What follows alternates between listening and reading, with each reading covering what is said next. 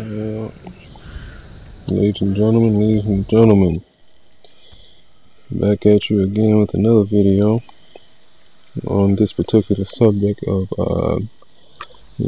a Days Gone review. This is part 2 of the continuation of looking at the story aspect of this game.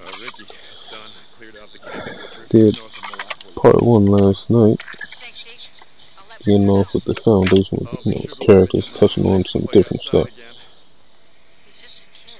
And so without further ado, I will discuss all links to our different pages on social media that you can reach us on at the end of the video. So yeah, in continuation, it should be noted that this game is very demanding in terms of your console. It has your console sounding like a fucking Boeing 747 airplane. I forgot to mention that in my last video. It breathes fucking loud. That's the only thing about Sony games. For some of them, they demand a lot of graphical power. So, and so the story starts out with Deacon and Boozer. I actually like the way that these two characters blend together. They actually have a tower as a home base in a very high dense area in the world of Days Gone. So among your first mission as the player, Deacon, you are out hunting for supplies for your bike and looking to upgrade your bike and basically getting accustomed to the world of Days Gone. When all of a sudden, you and Booze are ambushed by Rippers. Rippers are a cult, and within the game that there are some sick individuals. They all tatted up, they cut themselves up, and they basically got this devil worshiping thing going on. And these people, they catch Boozer, they catch Boozer. So when they catch him, they start to torture him, and they start to burn his fucking forearm to the bone, and you can see the white meat. So for Deacon, this is a fucked up moment for Deacon. The first catastrophic moment in the game, other than Sarah being stabbed and sent away, which I mentioned in the last video. And what I really liked in the game were the guns. So as the Rippers were burning Boozer's forearm, Deacon pulls out the pistol. I forget at the moment the exact name. So he pulls out the pistol, then he starts shooting the Rippers from his cover spot behind a median in the road. And he kills all of them and manages to get Boozer to safety back at the tower. This was the very beginning of, the story mode, and what have you. This game is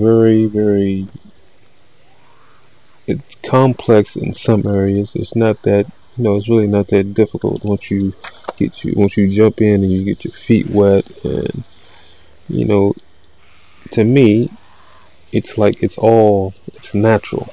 The game is like it's a different type of zombie game. I also like the it has a combat system. All the music, it blends together. Now, by no means or by no stretch of the imagination is this game a perfect game. I want to put that out there. We'll delve into the bad parts of the game. Relating to the glitches and the bugs.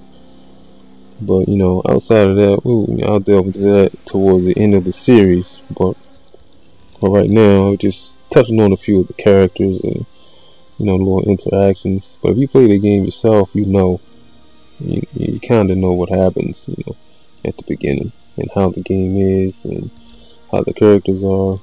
You have some side characters, that you interact with. I'm not going to touch on those, in grave detail like I would do with Deacon or Boozer or Sarah or even Colonel Garrett, which he's a dick, by the way.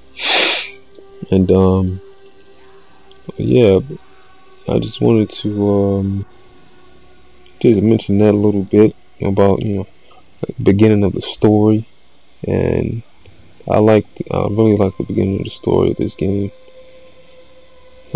This game in no way deserves the criticism that it actually did, outside of the obvious problems that it had, the glitches and bugs and things of that nature. You know, the story was good. The missions were good. The storylines were good. It was so much to do in this game. I actually, I love this game.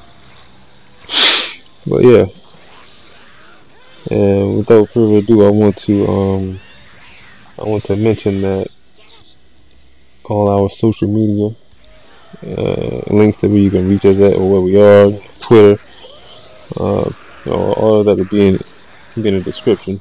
Twitter, Facebook, Instagram, Twitch, all that stuff. Yeah, but that's about it.